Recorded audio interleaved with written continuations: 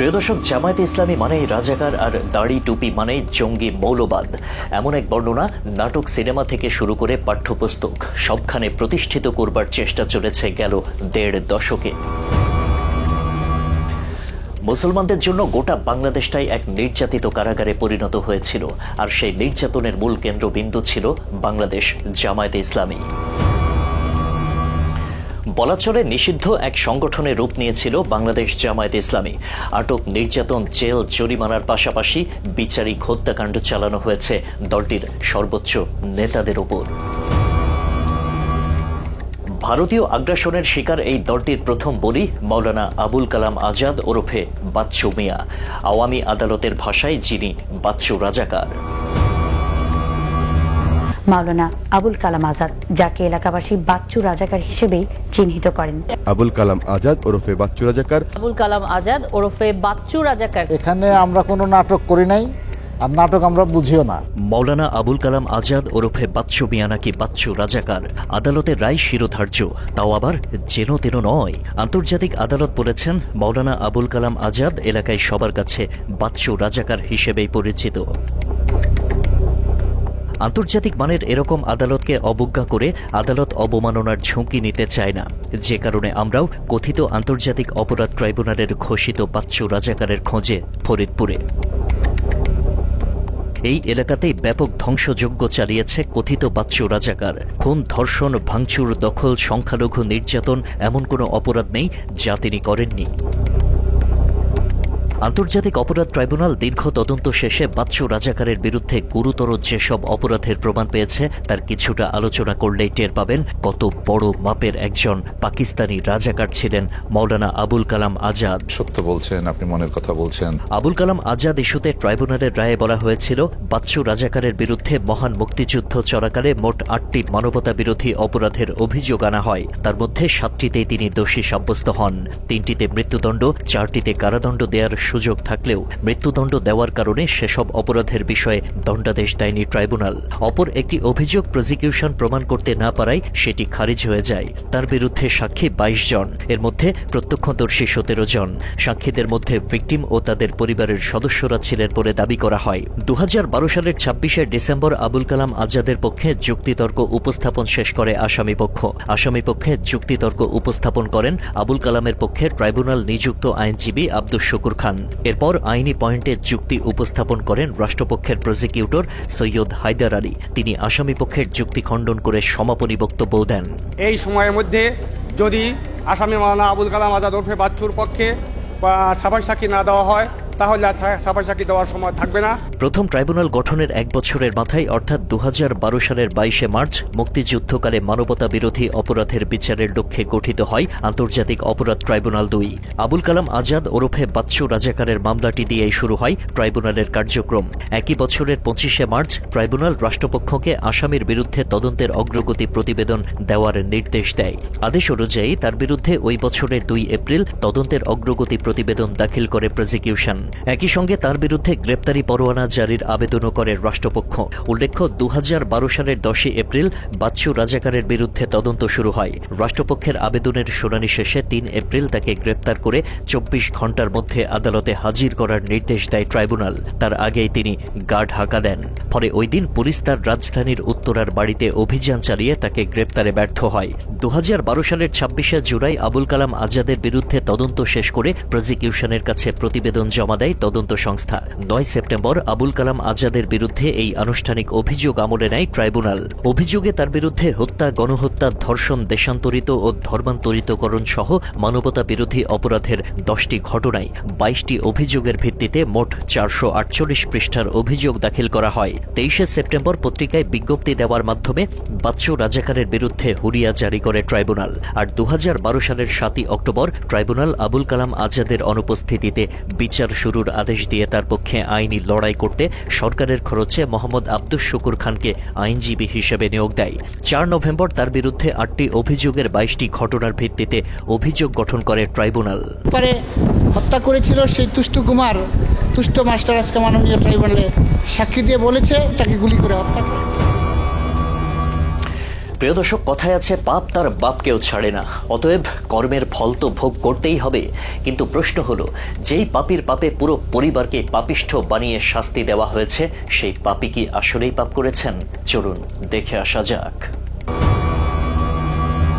কথিত আন্তর্জাতিক অপরাধ ট্রাইব্যুনালের অভিযোগের সত্যতা জানতে ক্রাইম এডিশন টিম হাজির হয়েছিল ফরিদপুরের বোয়ালমারী উপজেলার পরমেশ্বরদী ইউনিয়নের শ্রীনগর গ্রামে। আদালতে প্রমাণিত বাচ্চু রাজাকারের অভিযোগ শুনে এতক্ষণে যে খুনি, ধর্ষক আর লুটপাটকারীর ভয়ঙ্কর চেহারা আমাদের চোখের সামনে ভেসে উঠেছে, আমরা সেই ভয়ঙ্কর বাচ্চু রাজাকার সম্পর্কে ওই এলাকার মানুষের কাছে জানার চেষ্টা করি। বাচ্চু বন্দুক, খেলাধুলা, বাজার মিলেনু, বাজারে বাজার মেলে নাই, আমরা বাজার মিলেছি এই জায়গায় দেয়া, এই ফিলি করছি। শাহজাফর চলো, এই বাচ্চু মিয়া চলো, শাহজাফরের উপরে বাচ্চু মিয়া, বক্তা, ব্রেন, ভালো লোক। আওয়ামী দুঃশাসনের সময় আওয়ামী শাসন করছে যারা, তারা মানে এটাকে করে তাকে রাজাকার বানায়া তাকে একটা বিচারের সম্মুখীন করছে। বিচারের সম্মুখীন করে তার ফাঁসির অর্ডার হয়েছে, সে যে কোনোভাবে চলে গেছে। কিন্তু এখন সুষ্ঠু বিচার পেয়ে সে আবার পুনরায় দেশে আসবে। যুদ্ধাপরাধের দায়ে দণ্ডপ্রাপ্ত আসামি আবুল কালাম আজাদ সম্পর্কে যে ঘৃণা নিয়ে তার এলাকায় গিয়েছিলাম, ধীরে ধীরে আমাদের সেই ভুল ভাঙতে থাকে। মৌলানা আবুল কালাম আজাদ আমাদের সমবয়সী, আমার চাইতে 2-1 বছরের হয়তো ছোট হবে। একই স্কুলে পড়াশোনা করছে, শ্রীনগর স্কুলে। সে তো লোক হিসেবে একজন খুবই ভালো লোক, আমাদের বন্ধু লোক। 1971 সালে তার এ পর্যন্ত আমরা এই মৌলানা সাহেবের বিরুদ্ধে কোনো অভিযোগ আমাদের মুরব্বীরাও বলে নাই, আর আমরাও শুনিনি। 71-এ মৌলানা আবুল কালাম আজাদ কাদেরকে মেরেছেন সেই প্রমাণ পাবার আগেই একজনের খোঁজ পাওয়া গেল, যাকে পাকিস্তানিদের হাত থেকে বাঁচিয়েছিলেন। আমার খুব ঘনিষ্ঠ বন্ধু ছিল মৌলানা আবুল কালাম আজাদ। ভালো ইংরেজি, ভালো আরবি, ভালো উর্দু, ভালো ফার্সি বলতে পারতেন, মানে সমস্ত ভাষায় তার সাংঘাতিক দক্ষতা ছিল। তো এইখানে যখন মন্দিরেতে পাক আর্মি আসছে, তাদের সিদ্ধান্ত ছিল আমাদের বাড়ি এই পাশে, আমাদের বাড়িটা জ্বালিয়ে দেবে। সেই সিদ্ধান্ত আমার বাড়ি উদ্দেশ্য করেই আসছিল তারা। পাক আর্মির সাথে আবুল কালাম আজাদের দেখা হয়েছিল সেখানে সে তার ভাষা দিয়ে, তার উর্দু ভাষা দিয়ে তাদের বুঝাতে সক্ষম হয়েছে সে তাদের বাড়িটা জ্বালানো ঠিক হবে না, এবং যার কারণে আমাদের বাড়িটা সেভ হয়ে যায়। বাচ্চু রাজাকারের গ্রামে অর্থাৎ ফরিদপুরের সালতা উপজেলার যদুনন্দী ইউনিয়নের বড় খাড়দিয়া গ্রামে যাকে পেয়েছি, তার কাছে বাচ্চু রাজাকার সম্পর্কে প্রশ্ন করেছি, কিন্তু কি মুশকিল, সবার উত্তরই এক। সে আবুল কালাম আজাদ বা একজন মৌলানা লোক, আলে এইভাবে তো জানি বা চিনি থাকে। সে তো একটা ভালো লোক, আমাদের গ্রামে ছিল। তার নামে মিথ্যাতে অভিযোগ দিয়ে তারপরে তারা হয়রানি করছে, বা ও তো মিথ্যাটা মানত করে যায়, তারাই হয়রানি করছে। 1971 থেকে যতদূর আমরা জানতে পারি, দেখেছি, তখন মৌলানা আবুল কালাম আজাদের দ্বারা আমাদের তো কোনো ক্ষতি হয় নাই, বা এলাকার কোনো ক্ষতি হয়েছে বলেও আমি জানি না। উনি খুব ভালো লোক ছিলেন। স্বাধীনতার সময় 71-এ 16 ডিসেম্বরের আগে আমাদের এখানে পাক বাহিনী অনেক তাণ্ডব চালাইছে। তো স্থানীয় যারা রাজাকার ছিল তারাও করছে অনেক কিছু, লোকজন অনেকেই মারছে। তো এই যে রঞ্জন দাস, যে ওনাকেও পাক বাহিনী মারছে। তো এগুলো আমরা মূলত স্বাধীনতা পরবর্তী জেনারেশন, আমরা স্বাধীনতার সময় আমাদের জন্ম হয়নি, পরবর্তীতে জন্ম হয়েছে। তো এগুলো আমরা আমাদের মুরব্বীদের মুখে শুনছি। আমি চেয়ারম্যান ছিলাম ঠিক আছে, কিন্তু এই ব্যাপারে আমাদের অতটা সংশ্লিষ্টতা ছিল না, বা আমাদেরকে বলেও নাই।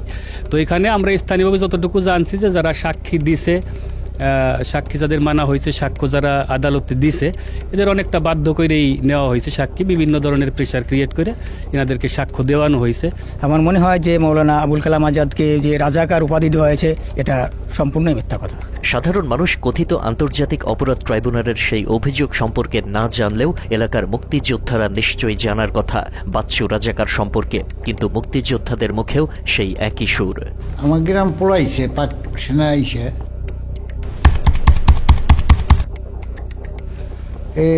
ওই কয়েকদিন পরে আমাকে বাড়ি টাড়িয়ে পাড়া ধরে পড়াইছে। কিন্তু ওই হিন্দু পাড়া কারা কি মারছে কারে এইটা আমার দেখা নাই, জানা নেই, বুঝছেন। আমি কিন্তু আসলে বাথরুমে যে মারছে তাও আমি দেখিনি, আমি জানি না। এখানে আমাকে পূর্বের দিক ছিল কিছু লোক, সেই আইনিটা আমি কে নাম বলতে চাই না, সেই আমাকে ওইগুলি পড়েছে। আমার তার মৃত্যু হয়ে গেছে, ওনার নাম শুনছি কিন্তু এই রাজাকার হিসেবে আমি শুনিনি। পুরো এলাকা তন্ন তন্ন করে খোঁজাখুঁজির পরেও বাচ্চু রাজাকার সম্পর্কে কোনো তথ্য না পেয়ে আমরা আদালতে বাচ্চু মিয়া সম্পর্কে যারা সাক্ষ্য দিয়েছেন তাদের সন্ধান করতে থাকি। কিন্তু প্রথম সাক্ষীর বাড়িতে গিয়ে ফিরে আসতে হলো, কারণ হঠাৎ মামলার অন্যতম সাক্ষী বোয়ালমারী উপজেলার চতুল ইউনিয়নের হাসামদিয়া গ্রামের সত্যরঞ্জন সাহার হঠাৎ করেই জবান বন্ধ হয়ে যায়। বেশ কয়েক বছর হলো সাক্ষী সত্যরঞ্জন সাহা কথা বলতে পারেন না। এখন এক চোখে একদমই দেখে, মানে ওনার ব্রেন স্ট্রোক কয়বার হয়েছে? 2 বার। আমি রেভুলেশন পিরিয়ড ইন্ডিয়ায় ছিলাম। তুষ্ট কুমার মণ্ডলকে বাচ্চু রাজাকারের বিরুদ্ধে দেয়া সাক্ষী সম্পর্কে জিজ্ঞাসা করতেই তিনি ফাঁস করে দেন কতটা সূক্ষ্মভাবে মাওলানা আবুল কালাম আজাদকে হত্যার পরিকল্পনা করা হয়েছিল। তুষ্ট কুমার আমাদেরকে জানান ৭১-এ তিনি বাংলাদেশ থেকে পার্শ্ববর্তী দেশে পালিয়ে গিয়েছিলেন। স্বাধীনের পর তিনি দেশে ফিরে আসেন, অথচ তিনিই কিনা এই মামলার সাক্ষী। তিনি জানান রীতিমতো বাধ্য করা হয়েছিল তাকে সাক্ষ্য দিতে। তিনি স্কুল শিক্ষক ছিলেন, তাকে চাকরিচ্যুত করার ভয়ও দেখানো হয়। জীবন বাঁচানোর তাগিদে তিনি মিথ্যা সাক্ষ্য দিয়েছেন বলে আমাদের কাছে স্বীকার করেছেন। কয়েক বছর পরেই আমি হঠাৎ একদিনকে জানতে পারলাম আমি সাক্ষী হয়ে গেছি। ওটা বাজারে আমাকে অ্যারেস্ট করে, পুলিশ হেফাজতে রাখে, গোলাপবাগ পুলিশ স্টেশন ওইটা রাখে। তো ওখানে থাকার আমি 10 দিন 11 দিন ছিলাম। আর না দিলে আপনাদের একটা পানিশমেন্ট হতে পারে, সমস্যা হতে পারে, এইভাবে আমার ভয় দেখায়। এবং আমি চাকরি করতাম, আমার চাকরি করে একটা হুমকি আসে। সে ছিল ছোট্ট, সে পেটে টিকে মনার হয়েছে, ও তো বাবার মুখই দেয়নি। জ্যোৎস্না রানী দাস ছিলেন এই মামলার অন্যতম বাদী ও সাক্ষী, কারণ তার স্বামী চিত্তরঞ্জন দাস ৭১-এ হত্যার শিকার হয়েছিলেন। তিনি নিজেও জানেন না কে বা কারা তার স্বামীকে হত্যা করেছে, অথচ আবুল কালাম আজাদের বিরুদ্ধে তাকেও জোরপূর্বক সাক্ষ্য দেওয়ানো হয়। তারা জোর করে, আমরা তো এর মধ্যে তো আমার কোনো কিচ্ছু না, কিন্তু তারা এসে জোর জুলুম করিয়া সাক্ষী দেওয়াবে, করবে। সেই 2 তারিখে ফিরে গেল, তারপর সেই মরার সাথে আমরা চলে গেছি ভারতে। 2 ফিরে করে আসে, তারা ফিরে গেছে, পাইনি। ফিরে আসতে পরে তারপর তারা গাড়ি নিয়ে এসে জোর করিয়া সাক্ষী দেওয়ার জন্য জোর জুলুম করে নিয়ে গেছে। পিতার নাম হচ্ছে মৃত চিত্তরঞ্জন দাস, মার নাম হচ্ছে জ্যোৎস্না রানী দাস। গোপালচন্দ্র দাস হলেন রঞ্জন দাসের ছেলে। এই মামলা নিয়ে তাকে অনেক সোচ্চার দেখা গিয়েছিল, বিভিন্ন সময় গণমাধ্যমেও কথা বলেছিলেন। তিনি জানান ৭১-এ তার বাবা যখন মারা যান তখন তিনি জন্মগ্রহণই করেননি। বাবার মৃত্যুর 6 মাস পরে তার জন্ম হয়। তার বাবার মৃত্যুর কাহিনী তিনি এলাকাবাসী ও তার মায়ের কাছ থেকে শুনেছেন। যখন যুদ্ধাপরাধ ইস্যুতে ট্রাইব্যুনাল গঠিত হয়, হঠাৎ তার বাসায় কিছু লোক এসে তাকে মামলা করতে বলেন। উত্তরে তিনি জানান তার বাবার হত্যাকাণ্ড সম্পর্কে তার কোনো ধারণা নেই, কে বা কারা মেরেছে সেটাও তিনি জানেন না। তাহলে কিভাবে মামলা করবেন? তাছাড়া তখন তার জন্মই হয় নাই, জন্ম না হলে তিনি বাদী হবেন কিভাবে? কিন্তু পরপর 2 দিন ব্যর্থ হয়ে পুলিশ ফোর্স দিয়ে জ্যোৎস্না রানীকে উঠিয়ে নিয়ে মামলা করানো হয়। যুদ্ধ অপরাধীর মামলা যেগুলো হলো, তখন হঠাৎ করে কিছু লোক আমার বাড়িতে আসলো, তোমার বাবা ওই সালে মারা গেছে, তোমার মামলা করতে হবে। আমি বললাম আমি মামলা করবো, আমি তো জানিই না যে আমার বাবা কারা মারছে, কে মারছে। তখন তো আমার জন্মই হয় নাই, জন্ম না হলে আমি বাদী হবো কি হবে? তখন তারা 2 দিন করে আমার মারে নেওয়ার জন্য আসে, আমার মা যায় না। 3 দিনের মাথায় পুলিশ ফোর্স দিয়ে তারা নিয়ে যায় আমার মারে দিয়া সাক্ষী দিয়ে আসছে। আমার 2100 টাকা দিছিল যাতায়াত ভাড়া, বুঝছেন? 2100 টাকা দিছিল, সেই 2100 টাকা দিয়ে আমি ওই গেছে আইসি। এই ধলা মাতুব্বরকেও একই কায়দায় সাক্ষী বানানো হয়। সাক্ষ্য তাদের মন মতো না হওয়ায় তাকে 5 দিন আটকে রাখা হয়েছে বলে আমাদেরকে জানান। ভয়ভীতি দেখিয়ে তাকেও সাক্ষ্য দিতে বাধ্য করা হয়। পাশাপাশি ঢাকা থেকে ফরিদপুরে যাতায়াতের জন্য তাকে 2100 টাকাও দেওয়া হয়। বর্তমানে ধলা মাতুব্বর অনুশোচনায় ভুগছেন। বাবলু চৌধুরী, ওনার দোয়াই দিয়া সিভিলি 2জন লোক এসে কয়ে তোমার বাবলু চৌধুরী যাওয়ার কিছু। আমি কিটা কয়ে তুমি রঞ্জন দাসের সাক্ষী। আমি বলছি যে আমরা শুনছি যে সে মারা গেছে, কিন্তু আমরা ওর জায়গায় ছিলাম না। আমরা এইটা জানি না যে কে মারছে বা কাহারা মারছে, এইটা আমরা জানি না, কিন্তু শুনছি আমার গ্রামেরই ব্যাপার, কিন্তু আমি এইটা জানি না, আমরা ওখানে যাইনি, আমাদেরই নিয়ে। আর ওরা বলে যে না, বলতে হবে যে বাচ্চু গুলি করে মারছে, তা আমরা বলি না। তো এইরকম 4 দিন 5 দিন আমাকে এইরকমই মানে উড়েছে। তারপরে শেষে কী করো, বাধ্যতামূলক আমাকে শেষে বলা লাগছে। মার্ডারটা যে কিরা করছে আমি ওখানে ছিলাম না। মোহাম্মদ মোজাহার শিকদার, তিনি মৌলানা আবুল কালাম আজাদের সহপাঠী ছিলেন। তাকে জোরপূর্বক ভয়ভীতি দেখিয়ে সাক্ষ্য দেওয়ানো হয়। ঢাকা নিয়ে গিয়ে তারা যা যা বলতে বলেছে তিনি তাই বলেছেন। তার নিজের কোনো বক্তব্য তারা শোনেনি এবং তাকে কঠোরভাবে বলা হয়েছিল তারা যা বলবে তাই বলতে হবে। তাকে শিখিয়ে দেয়া হয়। সুধাংশ বাবুকে মেরে রেখে গেছে আবুল কালাম আজাদ। জীবন বাঁচানোর তাগিদে তিনি তাদের কথা মতো সাক্ষ্য দিয়েছেন। ওই জায়গায় মিটিং টিটিং হয়েছে, বাবুবাড়ি, ওখানে গেছিলাম, কিন্তু এরপরে আমার সাক্ষী বানাই দিছে। তারপরে তো আমি সাক্ষী দিবার যাব না। তারপরে দারোগা বলল যদি আপনি সাক্ষী দিবার না যান তো এখানতে আপনার ফরিদপুর চালান দেবো, ফরিদপুরতে রাখা জাতি হবে। তারপরে এই ভয়তে, জীবন বাঁচানোর ভয়তে তারপরে সাক্ষী দিবার গেলাম। আমরা সাক্ষী আবুল কালাম আজাদ এই জায়গার স্থানীয় লোক এবং কাজী সাহেবের জামাই, এটাও আমরা জানি, সব কিছু সে ভালো লোক তাও জানি, কিন্তু সাক্ষীটা যে আমাদের কীভাবে কী ঘটাইলো এটা আমরা বুঝতে পারিনি। দেবকুমার দাস, তিনি বলেন আবুল কালাম আজাদ ভালো লোক, সাক্ষী দেওয়ার ক্ষেত্রে কিভাবে কি ঘটানো হয়েছে তা জানতে পারেননি। পুলিশ এসে তাকে নিয়ে গেছে, তারা লিখিত অবস্থায় যা বলিয়েছে তাই বলে চলে এসেছেন। পুলিশ এসে নিয়ে যেয়ে তারপরে তারা লিখিত অবস্থায় যা বলাইছে তাই বলে চলে আইছি। কোর্টে তারা করছে যে যা বলিব সত্যি বলবো, মিথ্যা বলিব না। ওই কাগজ দেয়, আমাদের 3 দিন রাখছে ঢাকা গোলাপবাগ পুলিশ কোয়ার্টারে, ওই যা রাখে তারপরে আমাদের চিকেন উপরানো করে তারপরে হঠাৎ একদিন আমাদের মানে পুলিশ এসে নিয়ে যায়। আমাদের বলছিল যে তোমরা সাক্ষী দাও, মানে এরকম চাইছে আর কি, লোভ দেখাচ্ছে সাক্ষী দিলে তোমাদের পয়সা করে দেওয়া হবে, মুক্তিযোদ্ধাদের মতন তোমাদের দ্বিতীয় মুক্তিযোদ্ধা ভাতা করে দেওয়া হবে, তোমরা সাক্ষী নির্ভয়ে দাও, এরকম কিছু প্রলোভন দিয়েছিল আর কি। আমাদের যেভাবে তারা মিথ্যা সাক্ষী দিয়েছে সেইভাবে দিয়েছি, সেখানে তো আমাদের কোনো ক্ষমতা নাই যে আমরা সেখান থেকে বেরিয়ে আসবো বা না করবো, এরকম কোনো ক্ষমতা আমাদের ছিল না। তারপরে কেটে দিয়ে চলে আসি। আর ধানমন্দির নিয়ে দেখা যায় এই জায়গা অমকরে রিমান্ড দিছি, তো অমকরে দিছি, অস্ত্র দিয়ে এখন কি করব, জীবন বাঁচানো ফরজ। আবুল কালাম আজাদের বিরুদ্ধে আরেক সাক্ষী রওশন শেখ, তিনি জানান এলাকায় পুলিশ এসে প্রথমে তাকে থানায় যাওয়ার জন্য বলে। এলাকার লোকজন থাকায় তাকে নিতে পারেনি, তবে পরের দিন তাকে থানায় যাওয়ার নির্দেশ দেওয়া হয়। তিনি সেখানে গেলে সাক্ষী হতে বলা হয়। তিনি বলেন এ ব্যাপারে তার কাছে কোনো তথ্য নেই। 3 দিন আটকে রাখা হয় তাকে। এরপর একটা লেখা ধরিয়ে দিয়ে মুখস্থ করতে বলা হয়। তিনি জানান পড়ালেখা জানেন না। পরে তাকে কোর্টে তোলা হয় এবং তিনি যা বলেন তা তাদের পছন্দ হয় না। পরে তাদের ইচ্ছা মতো লিখে নিয়েছে। জীবন বাঁচানোর তাগিদে তিনি ওনাদের কথাই সাই দিয়ে চলে এসেছেন।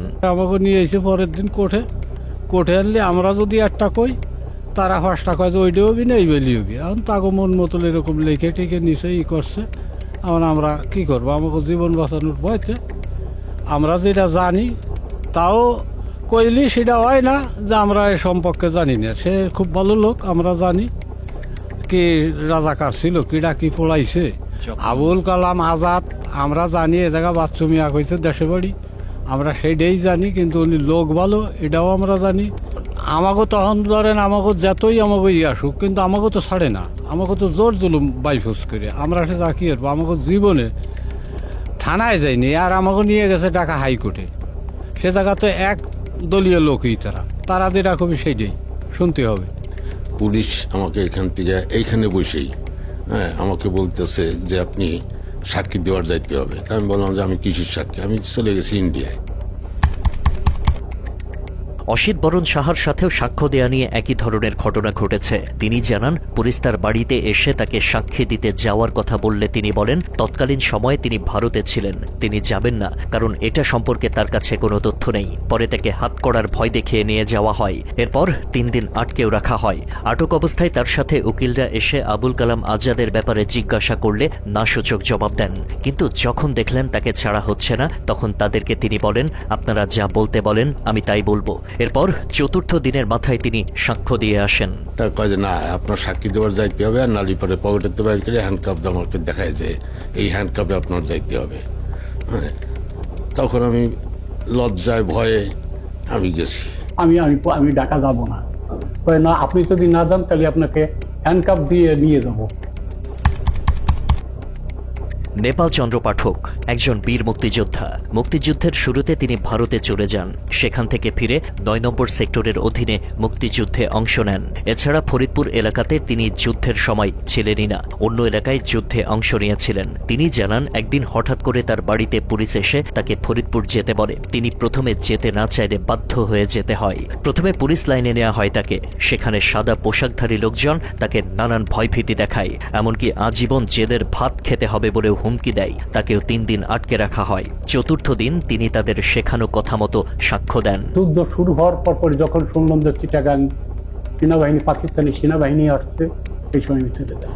যুদ্ধের মধ্যেই আমি ফেরত আসি। পরে আমি মুক্তিযোদ্ধা করতে 9 সেক্টরে কোনো সময়ের জন্য নাই, এবং আমি তো এই এলাকায় যুদ্ধ করিনি, ফরিদপুর জেলায় যুদ্ধ করিনি। আমি এটাই কিছুই জানি না, আর এটা আমি দেখেও নাই, আর এর সম্বন্ধে আমি বলতেও পারবো না। আমার অনিচ্ছাকৃত আমার এই যে করে একটা পিস্তল বাইর করে, পকেটের থেকে পিস্তল বাইর করে যে নালি পরে এইভাবে আপনার ক্রস ফায়ার করে মেরে ফেলব। আমার একান্ত প্রার্থনা, সে একজন ভদ্র ঘরের সন্তান এবং ভদ্র পরিবারের ছেলে, সে আমাদের দেশে আসুক, আমাদের দেশে আসে আমাদের শান্তি শৃঙ্খলাভাবে আমাদের রক্ষা করুক।